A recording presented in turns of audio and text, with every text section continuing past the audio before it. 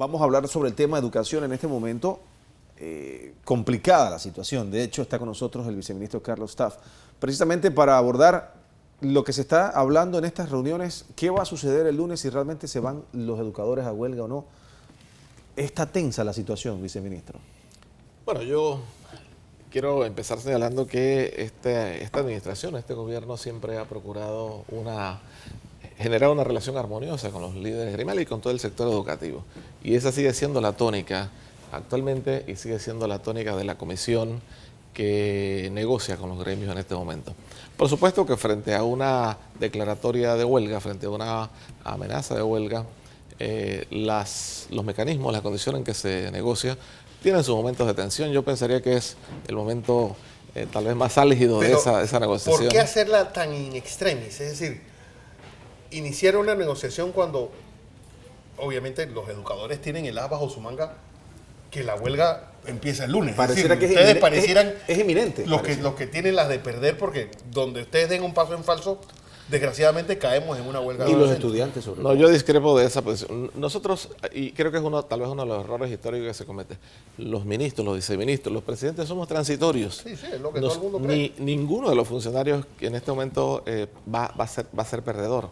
Incluso todos tenemos la conciencia de que nuestra condición de transitoriedad puede, en el caso de los ministros, hasta que el presidente lo defina. Claro. Entonces, no hay ningún riesgo en condición de perdedor para los funcionarios. Hay un riesgo de pérdida para el país, hay un riesgo de pérdida para la generación que está en las aulas escolares. Esa me parece que debe ser la dimensión que tiene que mirarse en este sentido, y es a lo que nosotros estamos apostando. Es lo que estamos pidiendo, que hayan todas las buenas voluntades, que hayan los consensos, que se ceda en lo posible para que la educación del país no ¿Cuál pierda. es la propuesta actual? Bueno, la comisión de los 5 ministros en la tarde de ayer, planteó una tercera propuesta.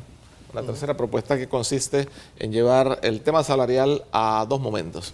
A 150 el 1 de julio de 2017 y 150 el 1 de julio A de ellos les 2018. toca 300 según el acuerdo anterior en este momento. Según es la lo que ley ellos vigente, están le peleando. corresponde. Sí, pero ese decreto tiene una serie de condiciones que, bueno, yo no tengo los elementos ahorita para entrar en detalle, pero Entonces, no es un aumento automático, requiere una serie de condiciones que el mismo decreto regula y que probablemente... ¿Y no se han cumplido? Creo que no hay las condiciones objetivas de medirlas. Ese sería otro tema que... Bueno, lo que ellos también aducen, o el gremio docente aduce, es que no solamente tienen problemas de dinero, es decir, de dinero de salario, sino también las propias condiciones de las escuelas. Bueno, la propuesta que presentó la comisión de los 5 ministros ayer contempla el tema salarial. Ha habido un avance importante porque la primera propuesta hablaba de 275 en 3 etapas. Veo que meten también... Ahora estamos hablando de 300 en 2 etapas. 150 y 150. Veo que también meten al INAC, a los profesores del INAC y del IPE. Es correcto. Pero ¿cómo serían distribuidos estos 150 según la propuesta del MEDUCA en este momento? ¿Cómo se entregarían? 150 ahora a julio del 2017. del próximo año. Porque recuerda que aún en el decreto vigente el incremento es para julio. Nada más pero que ese incremento, es decir, en el presupuesto hecho en el 2015 para el 2016 no se había incluido los aumentos de los 300 balboas que se había negociado en el 2014. Se hace efectivo en el 2017. No se puede hacer en el presupuesto no del 2016. O sea, habrá que incluirlo en el próximo presupuesto. Efectivamente, es una tarea para el presupuesto del 2017. Y no hay cama para tanta gente en este momento. Bueno, yo creo, yo no soy un conocedor de economía, pero lo que entiendo es que siempre que se toma una decisión de esta naturaleza, hay que hacerlo de manera responsable y hay que entender esto cómo impacta dentro del presupuesto nacional del Estado. Y entiendo que $300 a los 40 y pico mil educadores representan alrededor de $200 millones en el presupuesto anual. Adicional a lo que ya se tiene. Entonces, se trata de eso. Pero además, fíjese que esto es una espiral. Una vez que usted toque uno de los puntos de salario en el sistema del empleado público, por supuesto que hay una cadena que genera... Todos van a querer entonces pedir. Efectivamente. Pero ¿por qué entonces? Pero permítame un comentario nada más en este sentido que me parece que es muy pertinente. Tenemos que entender que el presupuesto del Estado no es infinito. Claro. El presupuesto se genera en función de los ingresos y los ingresos en buena medida vienen por vía de los impuestos.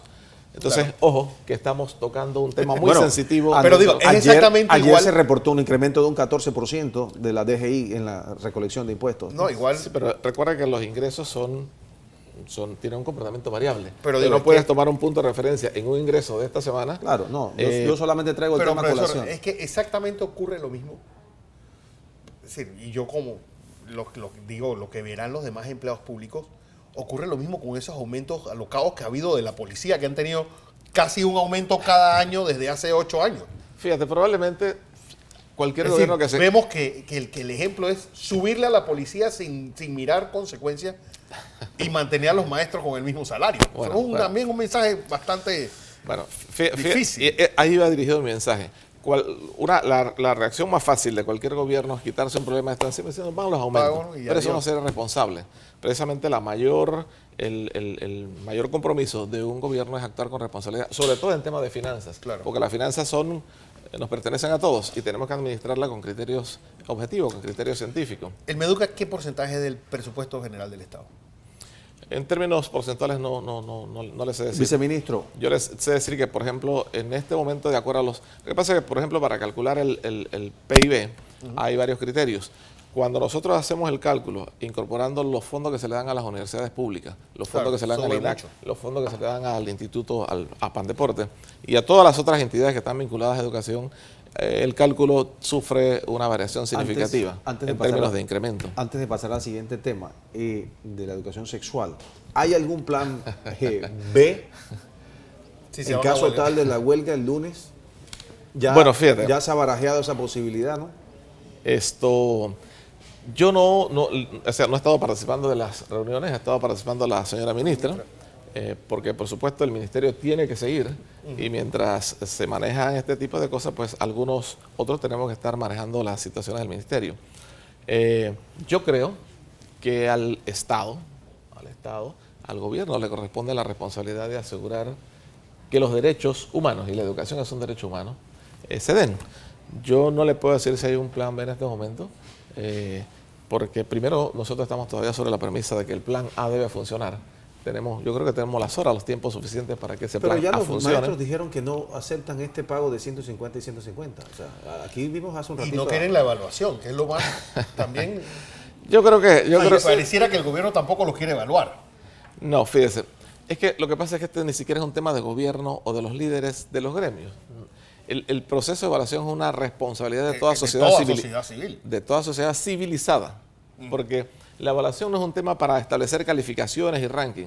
La evaluación es un tema para definir estándares, Claro. para saber en qué estamos bien y, tomar en qué estamos correctivos mal. de ser Y necesario. justamente de esa definición, de esa identificación de debilidades, es que se toman los elementos para hacer los correctivos, para hacer la capacitación a los docentes en las áreas en que haya evidencia que los docentes tienen debilidades. eso no quiere Pero decir- hay otros elementos que pueden ser de recursos, que pueden ser de infraestructura, que pueden ser incluso de programas. Entonces, la evaluación no está en la dimensión correcta, no está orientada exclusivamente a una definición de culpabilidades. Probablemente ese es el peor enfoque. O sea, que se eso no tiene. quiere decir te Sí, vamos usted a no va a votar o te votar, vamos a bajar el En sueldo. absoluto. Nada de Yo eso. recuerdo hace un tiempo en una reunión de ministros en Washington, había la ministra de Canadá de Toronto. Canadá tiene un sistema federal y en consecuencia hay un ministro de Educación para cada estado.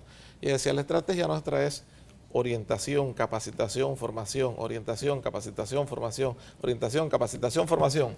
Si eso no funciona, después lo orientamos para que busquen otra profesión.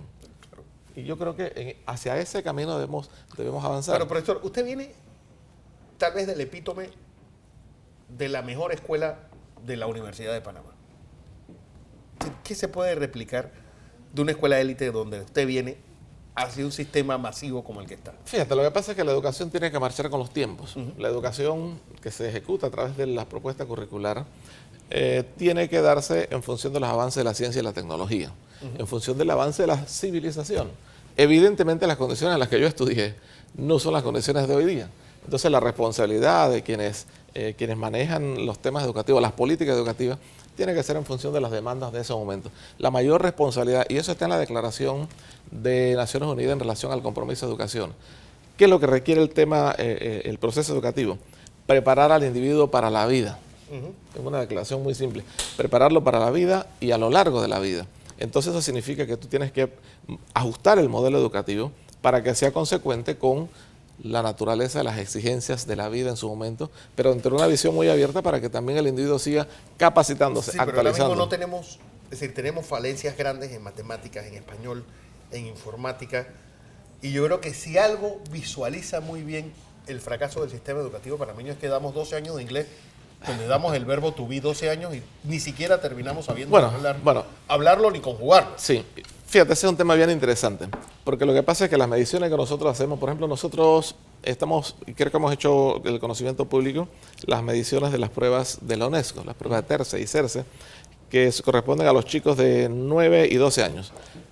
Pero esas pruebas corresponden a los años anteriores. Claro. Y además el proceso que se evaluó corresponde también a 3, 4, 5 años anteriores. Ahora vamos a evaluar PISA en el 2018, pero hay que tener conciencia que los jóvenes que van a ser sometidos a la evaluación de PISA son los jóvenes que el 2018 van a tener 15 años.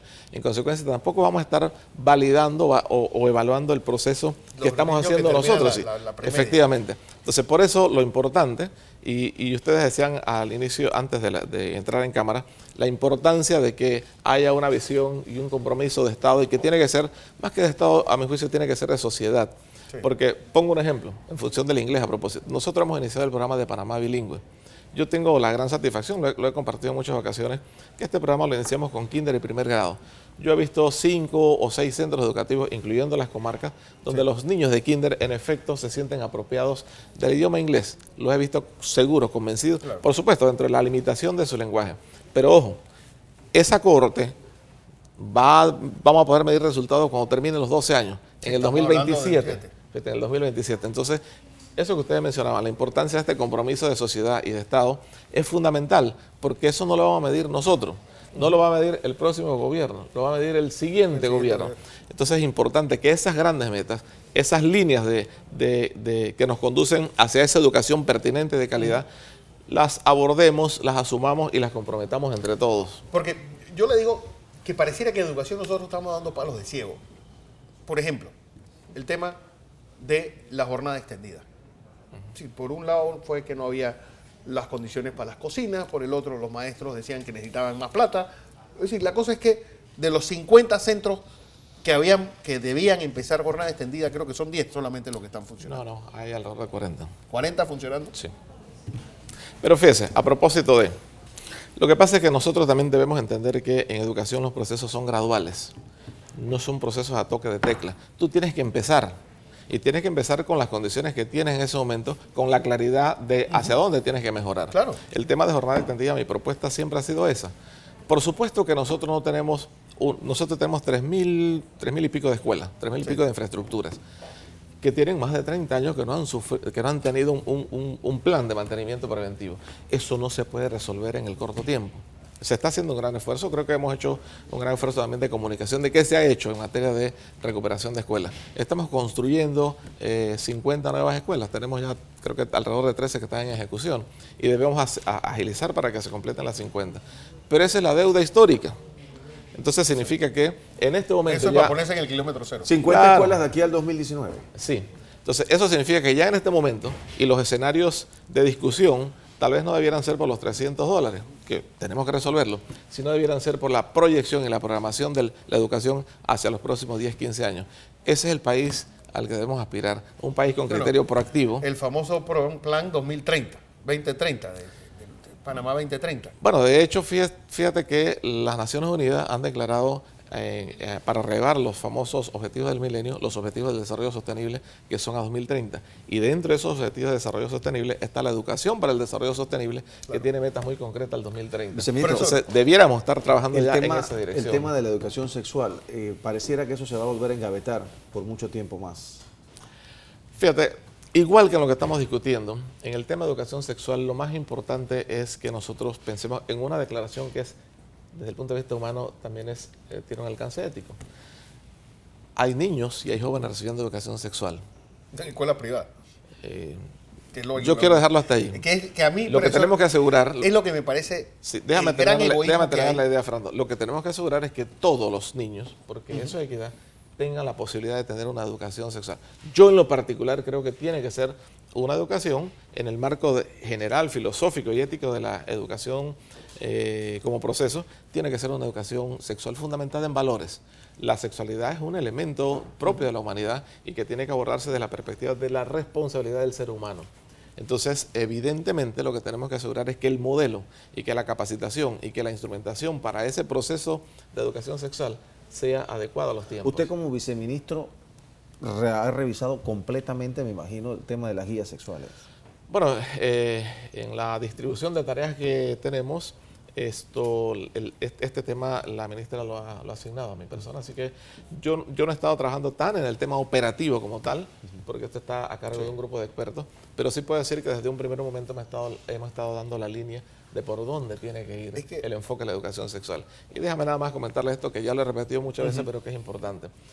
La educación sexual no se puede sustraer como marco referencial inicial del respeto a la dignidad del ser humano. Ese es el punto de partida de las guías.